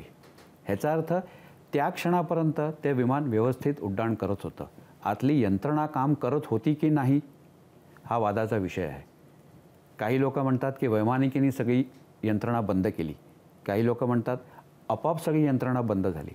आपोआप सगळी यंत्रणा बंद होणं थोडं कठीण आहे. पण जर वैमानिकांनी जरी यंत्रणा बंद केली असली तरी विमान शेवटच्या क्षणापर्यंत व्यवस्थित उड्डाण करत होतं. त्यांनी जे काय अंतर कापलेलं आहे 13,000 मैल 13,500 मैल ते 777च्या रेंजप्रमाणेच आहे. त्यामुळे त्या अपघाताचा आणि या अपघाताचा सांगड घालण्यात काहीच अर्थ नाही आहे. इनफॅक्ट 370चा आहे मी अपघात पण म्हणणार नाही की काय झालं आहे कुणालाच माहीत नाही आहे. त्याचा जोपर्यंत आपल्याला फर्म काही डिटेल्स मिळत नाहीत तोपर्यंत त्याला अपघात आहे का घातपात आहे का काय आहे नो वन नोज. एवढं आपल्याला माहिती आहे की ते विमान समुद्रतळाशी गेलं आहे कारण त्याचा विमानाचा जो एक भाग मॉरिशस आणि सिशल्समध्ये सापडला आहे तो बोईंगनी पण कन्फर्म केला आहे की हा सिरियल नंबर त्या MH370वरती फिट केलेला होता. म्हणून आपण खात्रीलायक सांगू शकतो की हे विमान पाण्यात गेलं आहे. अदरवाईज हे विमान पाण्यात गेलं आहे का नाही हे पण कुणाला माहीत नव्हतं. इनफॅक्ट मध्ये एक मतप्रवाह असा होता की it has gone in to 4th dimension असा पण मध्ये एक फ्लोट होत होतं, कारण काहीच माहीत नाही. सर कोणतं सांगितलं नाही 25 वर्षापूर्वी एक विमान जपानला चाललं होतं आणि ते लँड झाले, सगळ्यांची घड्याळं 5 मिनिटासाठी बंद पडली ती. फॉर दॅट 5 minutes दे वर इन 4th डायमेन्शन वगैरे. पण इथे तो पार्ट सापडलेला आहे आणि इट हॅज बीन कन्फर्म्ड. कंपनीनेच कन्फर्म केले की हा याच विमानाचा भाग आहे. त्यामुळे MH370 आणि 787चा हा अपघात 171 याचा काहीच संबंध नाही आहे. म्हणजे त्याच्यावरून बोईंगला दोष देण्यात काहीच अर्थ नाही आहे. तुमच्या दोघांपैकी कोणी उत्तर दिलं तरी चालेल. कमर्शियल फ्लाईट्सही सतत फ्लाय करत असतात. आता हेही फ्लाईट दिल्लीवरनं अहमदाबादला आलं होतं. तर जनरली जेव्हा आलं, म्हणजे आता एअर इंडियाचं आहे म्हटल्यावर इंजिनिअरिंग डिपार्टमेंट एअर इंडियाचं स्वतःचं आहेच आपल्याकडे, पण जेव्हा ते एका विमानतळावर उतरतं किती तास थांबतं आणि काय त्याचे चेक्स होतात, कारण पायलट तर ते त्याचा रिपोर्ट करून निघून गेले. हे विमान जेव्हा दिल्लीवरून अहमदाबादला आलं असेल, मिनिमम 2 ते 2.5 तास हे विमान तिथे असेल. आणि विमान आल्या आल्या पॅसेंजर्स जसे उतरत असतात तसे लोडर्स आतमध्ये जात असतात, सामान काढण्यासाठी, विमान क्लीन करण्यासाठी जात असतात. आधीचा जो क्रू असतो तो डिप्लेन होत असतो त्यांची ड्युटी संपवून. वैमानिक जे असतात ते ती फ्लाईट संपल्याच्या नंतर टेक्निकल लॉगबुक भरतात. त्या टेक्निकल लॉगबुकमध्ये विमानामध्ये कुठला बिघाड झाला आहे का, त्याला MEL म्हणतात, म्हणजे एखादा पार्ट इनऑपरेटिव्ह आहे का ते मेन्शन करतात. फ्यूल किती उरलेलं आहे ते मेन्शन करतात. सगळ्याच गोष्टी ज्या टेक्निकल डिटेल्स आहेत, जर कुठला बिघाड असेल तर तो ठळकपणे मेन्शन करतात. आणि तो बिघाड जोपर्यंत रिपेअर होत नाही तोपर्यंत दुसरा वैमानिक, जर विमान नेण्यासारखं असेल तर इंजिनियरला ते लिहून द्यावं लागतं की हा ही जी खराबी आहे ही खराबी विमानाच्या ऑपरेशनसाठी मॅन्युफॅक्चररनी अलाव केलेलं आहे की ह्याच्याबरोबर तुम्ही फ्लाय करू शकता, तरच तो दुसरा वैमानिक ते विमान घेऊन जाणार. अशा रीतीने विमानाची पूर्ण माहिती, टेक्निकल माहिती टेक्निकल लॉगमध्ये येते. जसं दुसरे जे वैमानिक जे हे विमान घेऊन जाणारे असतात ते ऑलरेडी एअरपोर्टवरती आलेले असतात. आल्या आल्या त्यांनी ब्रेथ ॲनालायझर टेस्ट केलेली असते, ज्याच्याने कळतं की त्यांनी काय अल्कोहोल कन्झ्युम केलं आहे की नाही. ते स्वतः मेडिकल फिट असल्याचं स्वतः सर्टिफिकेट देतात, सर्टिफिकेटवर साईन करतात. डिस्पॅच ऑफिसमध्ये त्यांना कम्प्युटर जनरेटेड फ्लाईट प्लॅन मिळतो, जो डिस्पॅचर हा सुद्धा एक लायसन्स्ड ट्रेंड पर्सनल असतो. तो ते सगळे कॅल्क्युलेशन्स कम्प्युटरचे चेक करतो. आल्यावरती वैमानिक सगळे कॅल्क्युलेशन्स चेक करतात. त्या कॅल्क्युलेशन्समध्ये विमानाचा परफॉर्मन्स, त्या दिवशीचा पेलोड, एलिव्हेशन, प्रेशर, टेम्परेचर ह्या सगळ्या गोष्टी देतात. आणि मग ते एक लोड डिसाईड करतात की आज मॅक्झिमम मी 1 लाख, म्हणजे त्या विमानाचा जेवढा पेलोड असेल त्या दिवशीचा तो ते डिसाईड करतात. आणि त्याच्यापेक्षा कमी पेलोड कमर्शियल डिपार्टमेंट त्या विमानामध्ये टाकतात. हे सगळं चेक्स झाल्याच्या नंतर वैमानिकाला तिथे डिस्पॅच ऑफिसमध्येच माहीत असतं की विमानात कुठली MEL आहे का, मिनिमम इक्विपमेंट लिस्ट म्हणतो त्याला आपण, तर ती आहे का हे वैमानिकाला ऑफिसमध्येच माहीत असतं. आणि त्या MELचा दोन्ही पायलट अभ्यास करतात की ही MEL आहे, त्याच्यामुळे आपल्या विमानाला अशा प्रकारचा त्रास होऊ शकतो. कदाचित ऑटो पायलट बंद असेल, पण 1 तासाच्या वरच्या फ्लाईटला ऑटो पायलट बंद नसेल किंवा एखादा पॅनल नसेल तर फ्यूल कन्झम्पशन जास्त असेल, मग किती फ्यूल घ्यायचं. प्रत्येक गोष्ट मॅन्युफॅक्चररनी दिलेली असते आणि वैमानिकांना शिकवलेली गेली असते. ते सगळ्या गोष्टींचं ते लोक कॅल्क्युलेशन करतात. त्याच्यानंतर ते विमानावर जातात. विमानावर गेल्याच्या नंतर इंजिनियर्सनी त्या आधी ज्या वैमानिकांनी विमान आणलेलं आहे ते विमान पूर्णपणे एक्सटर्नल चेक्स करतो आणि तो कन्फर्म करतो की मी आणलेलं विमान चांगल्या स्थितीत आहे. त्याच्यानंतर इंजिनियर्स ते विमान परत चेक करतात.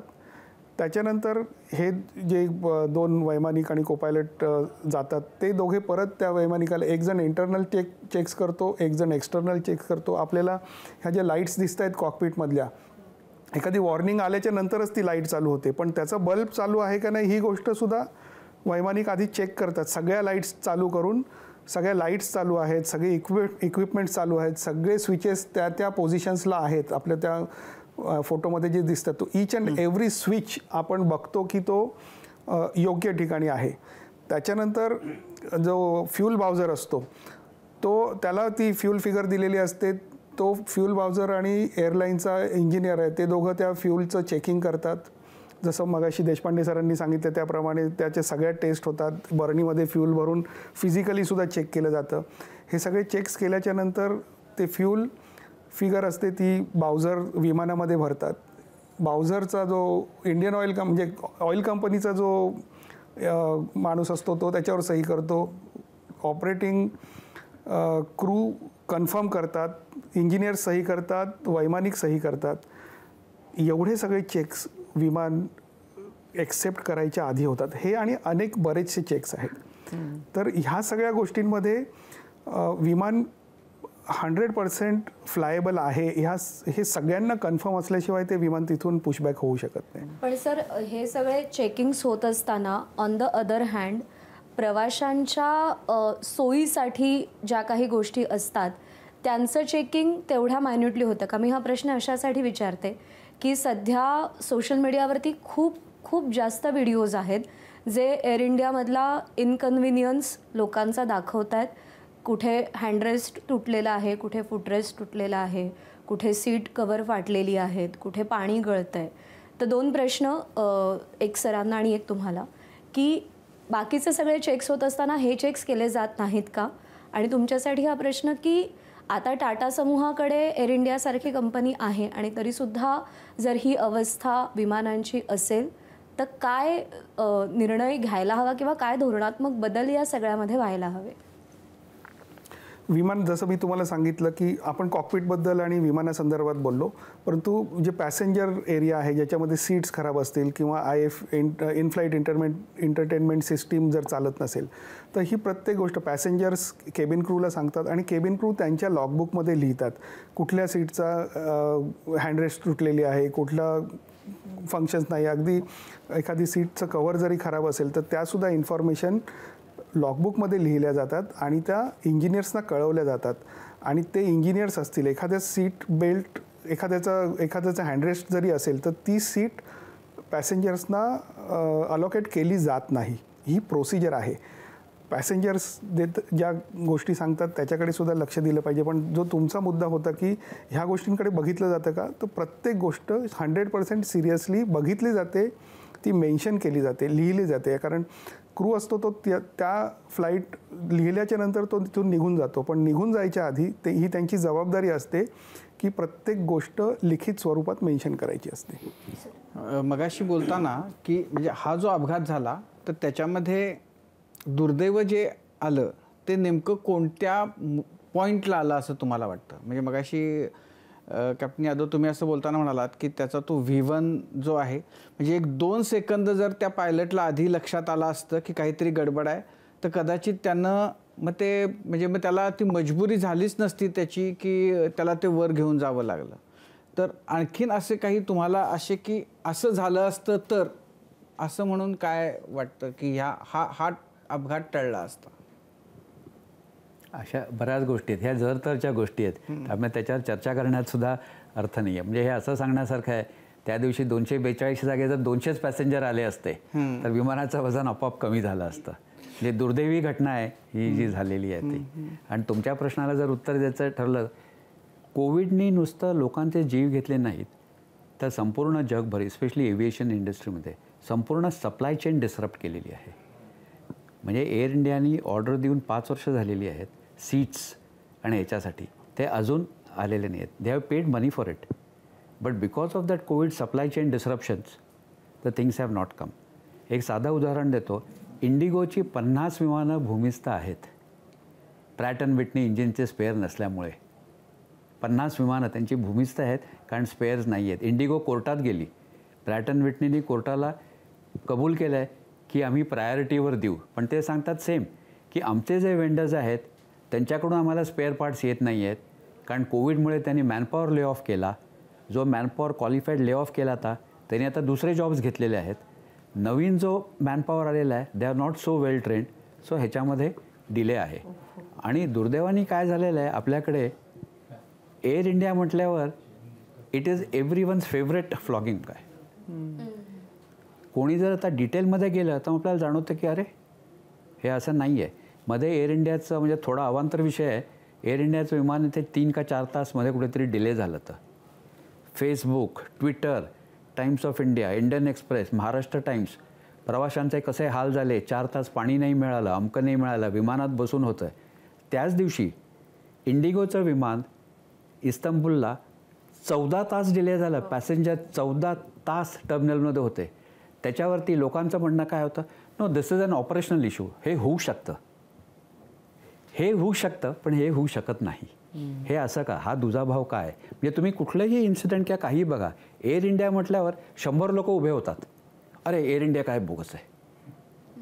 पण ह्या सप्लाय चेन कोविडनंतर पूर्ण एव्हिएशन सेक्टर, म्हणजे आपल्याकडेच नाही, परदेशात सुद्धा हा प्रॉब्लेम झालेला आहे. स्पेअर्सच येत नाही आहेत.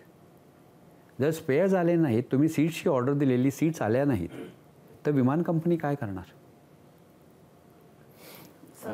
याच्यामध्ये तो जो विमानामध्ये लोड जो घेतला जातो, तर त्याला काही मर्यादा आहे का, की किती लोड, म्हणजे आता समजा 300ची कपॅसिटी आहे प्रवाशांची, 242 प्रवासी होते, पण लोड काय म्हणजे पर प्रवासी 32-34 किलोचं अलाउड असतं. किती लोड त्या प्रमाणामध्ये, किती म्हणजे आता 787 जर आपण बघितलं तर काय तुम्हाला साधारण अंदाज आहे किती लोड त्याला घेता येतो? 787चा पेलोड 787 मला वाटतं 250 टनचं विमान आहे आणि जवळपास 100 टनापेक्षा जास्त फ्यूल ते घेऊन जाऊ शकतं. 112,000 किलो, 100 किलोपेक्षा 100 टन्सपेक्षा जास्त फ्यूल ते घेऊन जाऊ शकतं. फ्यूल.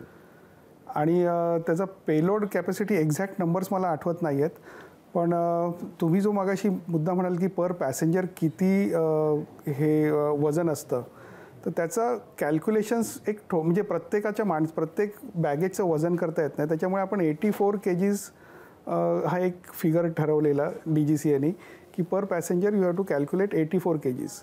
आणि मग नंतर एअरलाईन्सनी तो कमी करून मला वाटतं 70च्या घरात काहीतरी तो नंबर आणलेला.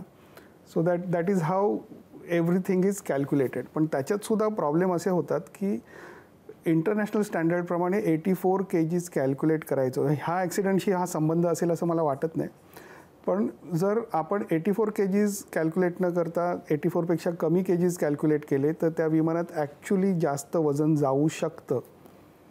हा त्याच्यात धोका असतो आणि हा रेग्युलेशन्सचा भाग आहे. त्याच्यात गव्हर्नमेंटनी लक्ष देण्याची आत्ता गरज आहे अशातला काही भाग नाही आहे. It is a practice airlines and government can decide it together. खरं तर मला तुम्हाला तिघांनाही प्रश्न विचारायचा आहे. तुम्ही तज्ज्ञ आहात, पण आमच्यासारख्या सामान्यांनी जेव्हा काल परवा तो अपघात पाहिला तेव्हा सगळ्यांच्या मनात बाकीच्या सगळ्या शंकांबरोबर आला होता तो प्रश्न घातपाताचा. जेव्हा तुम्ही तो अपघात पाहिला तेव्हा तुमच्या मनात ती शंकेची पाल चुकचुकली होती का? आणि अजूनही हे बघताना कुठे अशी शंकेला जागा आहे का घातपाताच्या? कारण आपण जेव्हा सोशल मीडिया बघतो तेव्हा वेगवेगळ्या थिअरीज आता फ्लोट होतात आहे आणि अर्थात प्रत्येकाच्या मनात एक शंका ही आहेच घातपाताची. तर त्याच्याबद्दल तुम्ही एक्सपर्ट्स म्हणून काय सांगा? प्रथमदर्शनी नाही.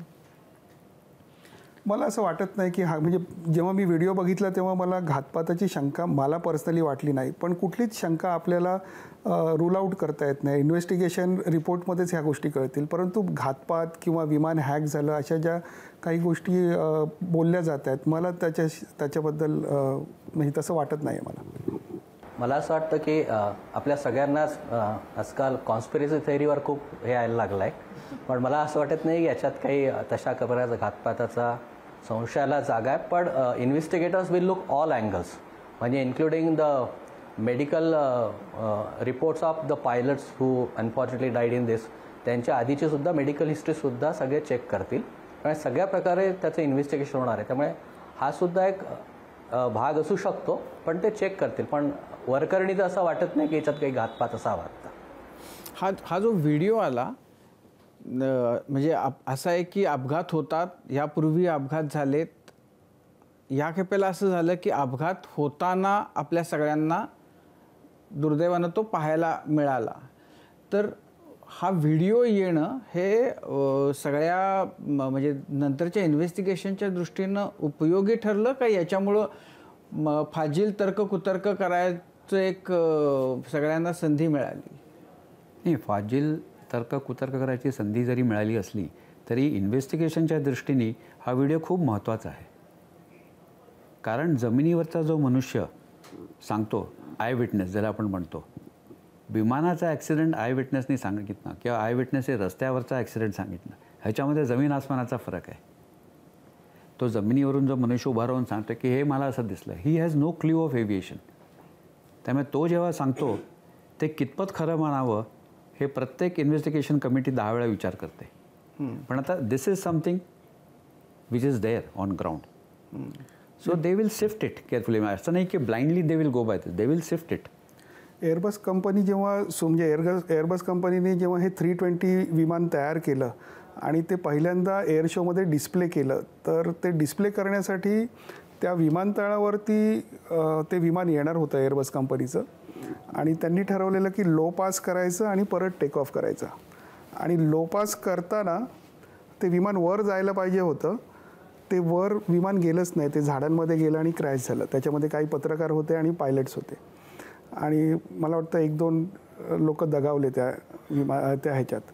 आणि पायलट्सनी त्यांना सांगितलेलं की मी अशा प्रकारे फ्लाईंग केली. पायलट्स वाचले, पण त्यावेळेस हाय रेझोल्युशन कॅमेराजनी ती घटना चित्रित केलेली, आणि त्या कॅमेऱ्याच्या म्हणजे त्या फुटेजवरनं इन्व्हेस्टिगेशन टीम्सला बऱ्याचशा गोष्टी ॲनलाईज करता आल्या. त्याच्यामुळे हे जे व्हिडिओ आहेत, सगळेच व्हिडिओ आहेत, हे सगळे व्हिडिओ इन्व्हेस्टिगेशनच्या दृष्टीने फार महत्त्वाचे आहेत.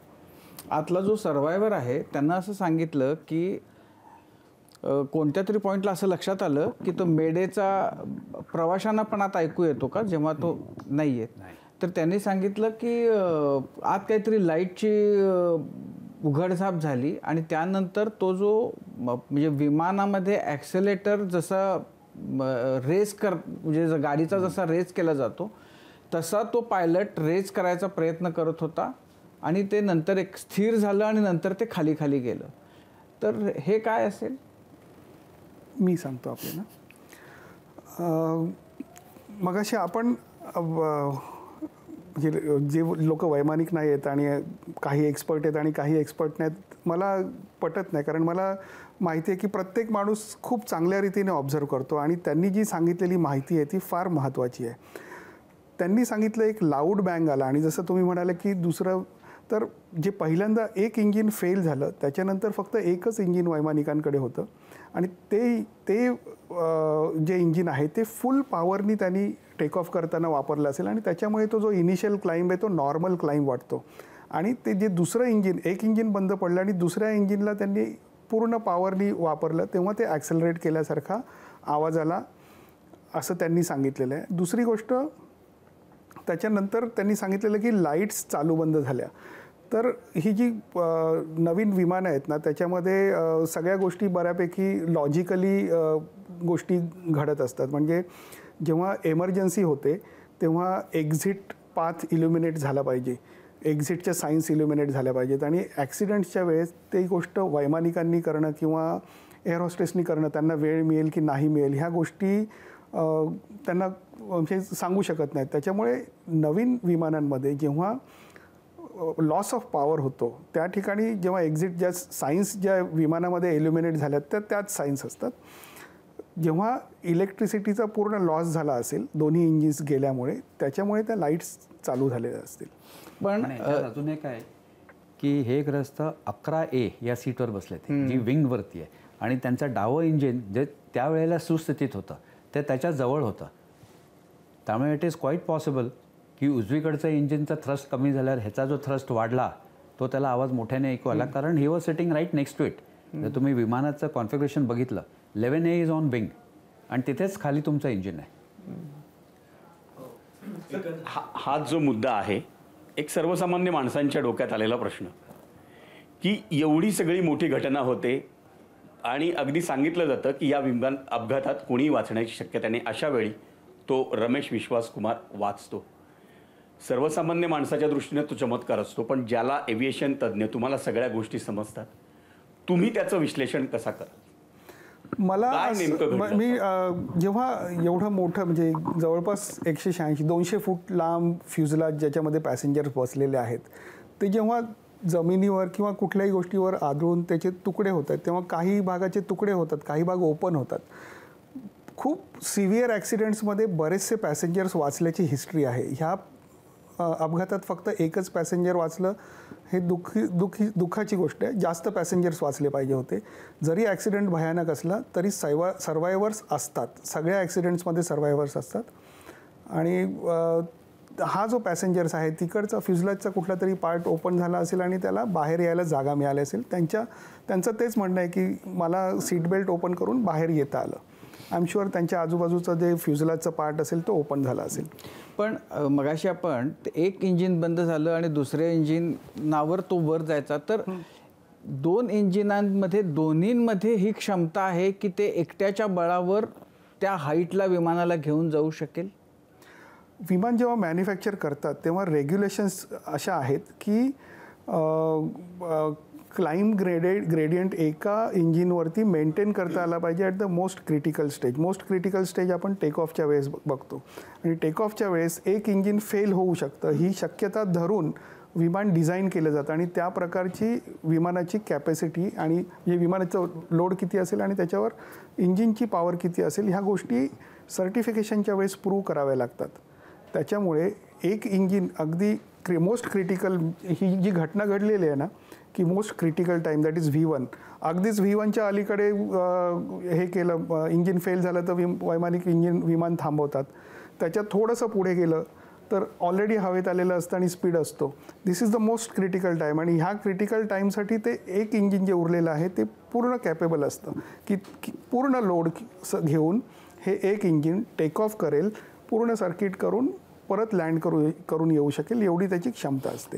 ते जर तरमध्ये काही अर्थ नाही हे जरी खरं असलं तरी जर ते आणखीन थोडं वर गेलं असतं, म्हणजे समजा आणखीन 1 मिनिटभर, तर कदाचित मग त्या पायलटला तो अवधी मिळाला असता की समजा प्रॉब्लेम झाला आहे तर परत फिरवून घेऊन. जर 1 मिनिट मिळाला असता तर मॅक्झिमम त्यांना जी पॉप्युलेटेड एरिया आहे त्याच्यापासून लांब विमान नेता आलं असतं.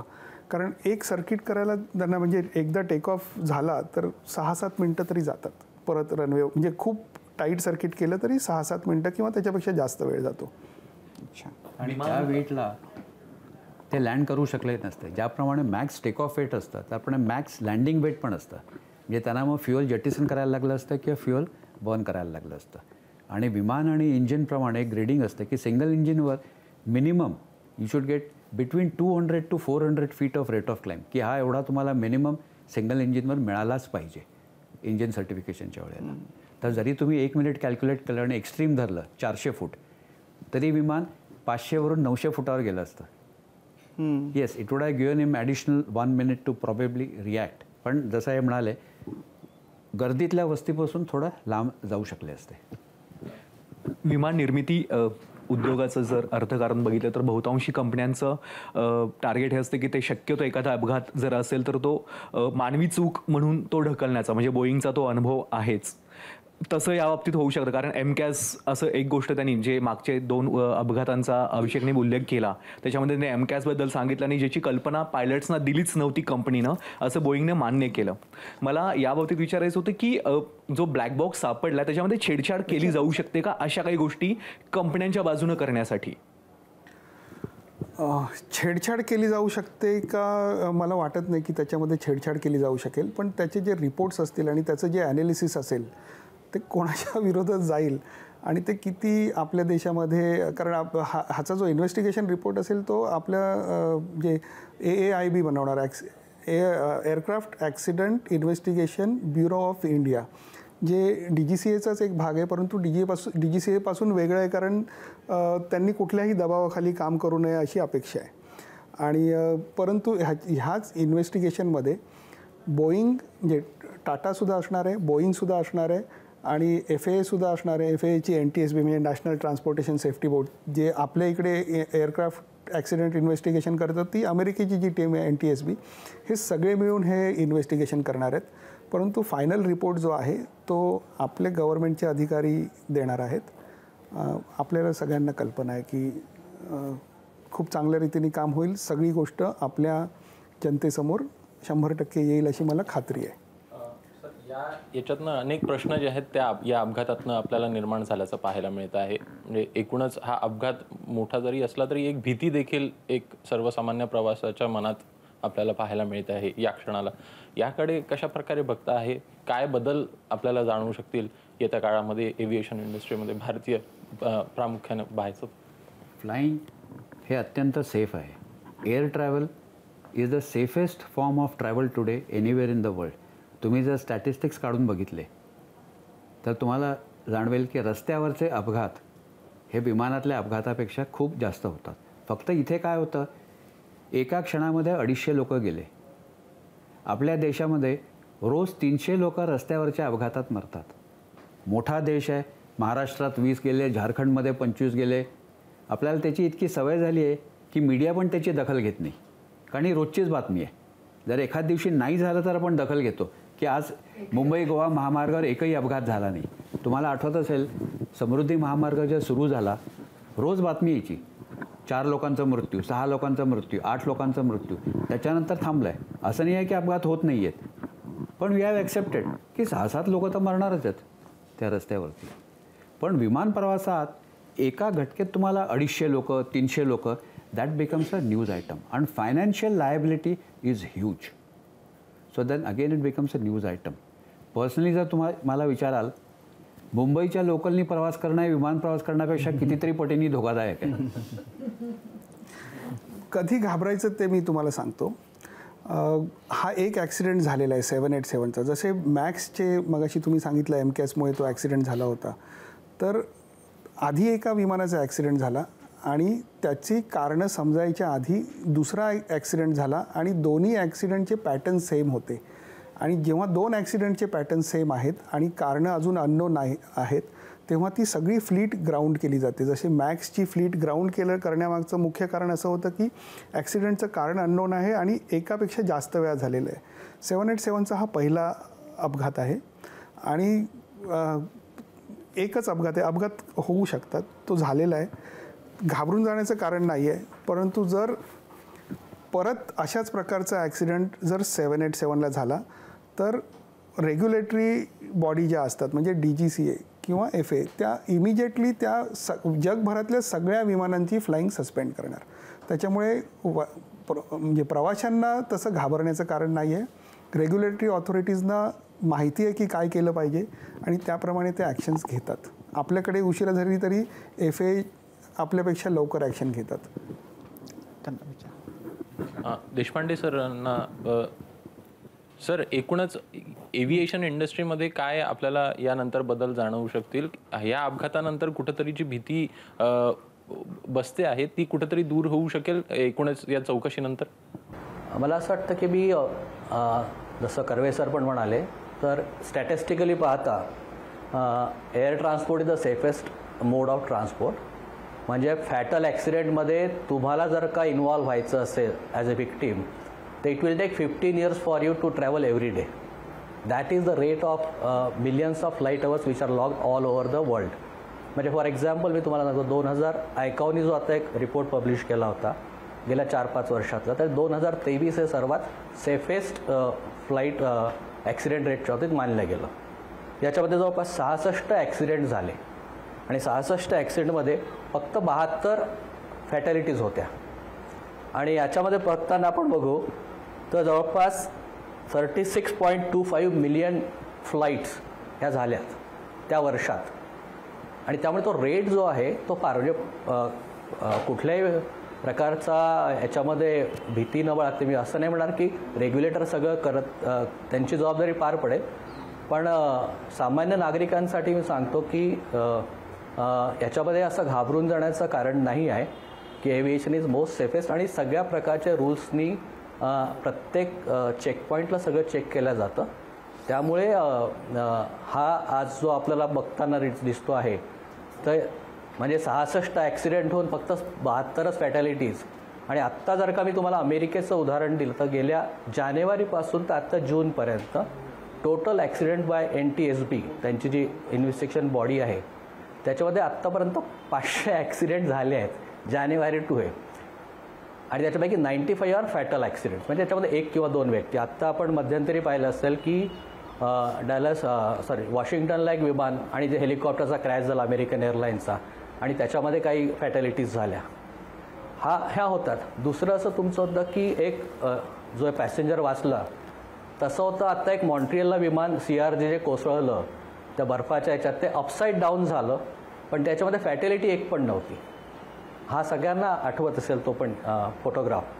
अपसाईड डाऊन होऊन सुद्धा सगळे पॅसेंजर वाचू शकले. तो चमत्कार असतातच आणि हा जो माणूस आहे तो नक्कीच चमत्कार होता. याच्या पुढचे जे चॅलेंजेस म्हणून आपण जर का बघितले तर आज आपलं सेफ्टी स्टँडर्ड जे आहे एकंदरीतच उंचावलं गेलं आहे आणि गेल्या 5 वर्षातला आणि पुढचा 4 वर्षाचा जर का आपण रेग्युलेटर आणि पॉलिसी मेकरचा आहे तर मी तुम्हाला एक दाखवे. आपला एक एव्हिएशन पॉलिसी प्लॅन हा आहे, नॅशनल सेफ्टी प्लॅन फॉर 2014-2028.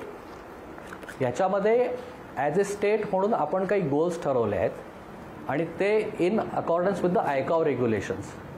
आणि ह्या गोल्सचं पर्क्युलेशन होतं ते सगळ्या ऑपरेटरकडे जातं, म्हणजे airlines has to contribute to achieve those goals. त्यामुळे सेफ्टी मॅनेजमेंट सिस्टममध्ये जेव्हा आपण विचार करतो तेव्हा SMS बाबतीत हे गोल्स खालीसुद्धा पर्क्युलेट केले गेले आहेत आणि म्हणून जवळपास 4000 सर्व्हिलन्सेस किंवा ऑडिट ज्याला म्हणता येईल हे मागच्या वर्षी 2024मध्ये DGCAने केलेले आहेत. त्यामुळे याच्यातून एक आपल्या प्रकार सिरियसनेस हा रेग्युलेटरमध्ये आहे आणि सगळ्या एव्हिएशन ऑपरेटिंग कंपनीसुद्धा आपलं नॅशनल रेट कमी ठेवण्यासाठी कार्यरत असतात, त्यामुळे त्या काळजी घेत आहेत, एवढं मी सांगू शकेल. आता तुमच्या तिघांशी बोलत असताना गप्पा मारताना एक गोष्ट जाणवली की पायलटला प्रत्येक टेक ऑफ हा खूप आत्मविश्वासानं करावा लागतो आणि प्रत्येक लँडिंग हे त्याच्यासाठी एखाद्या विजयापेक्षा कमी नसतं. रनवे नंबर 34मध्ये एक सीन आहे की एक सिनियर पायलट ज्युनियर पायलटला गुरुमंत्र देतो आणि तो गुरुमंत्र असा असतो की passengers keep their hopes alive. आज या अपघातानंतर विमान प्रवास या सगळ्याबद्दल आमच्या मनात कुठेतरी भीती असताना तुम्ही ते होप्स पुन्हा एकदा आमच्या मनामध्ये जागवलेत आणि आज कट्ट्यावर आलात त्याबद्दल अगदी मनापासून आभार. धन्यवाद. जाताना फक्त एक सांगेन, as a passenger seat belt कायम बांधून ठेवा विमानात. आपण विमानात बघितलं तर प्रत्येकाला घाई असते सीट बेल्ट काढून टाकायची. धन्यवाद सर. आणि यासोबत क्विक हिल आणि आत्मबोध वेलनेस सेंटर सहप्रस्तुत माझा कट्टा powered by Chitale table butter, bank of Maharashtra, चंदूकाका Saraf jewels, Barva skin therapy आणि सोनाई पशु आहार या विशेष कार्यक्रमात आत्ता इथेच थांबूया. प्रत्येक बातमीच्या अपडेट्ससाठी पाहत रहा ABP माझा.